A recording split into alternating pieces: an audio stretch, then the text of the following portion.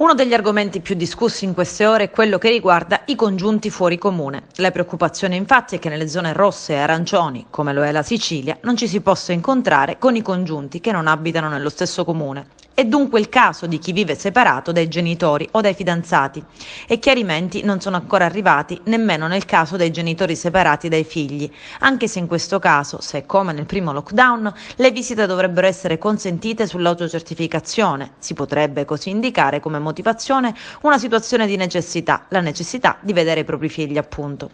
Sono in tantissimi a fare la stessa osservazione, cioè posso prendere un mezzo pubblico, posso andare dal parrucchiere, in chiesa, ma non posso incontrare un congiunto che si trova in un altro comune? Pazzesco. Bisogna comunque ricordare che già con i DPCM precedenti, a quello del 3 novembre, che istituisce le zone gialle, arancioni e rosse, era raccomandato di non far visita a persone diverse dai conviventi, quindi in pratica anche i congiunti con i quali non si convive. Secondo quanto previsto dal nuovo DPCM, nelle zone rosse e arancioni di fatto è vietato spostarsi per incontrare i congiunti. In quelle arancioni non ci si può spostare da un comune all'altro se non per motivi di lavoro, studio, salute o comprovate necessità. In quelle rosse non ci si può muovere nemmeno nel proprio comune, se non appunto per quelle motivazioni.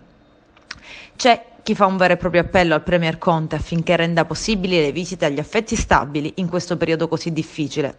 Insomma, dopo la rivolta di baristi e ristoranti, ora c'è il rischio di una rivolta anche da parte degli innamorati.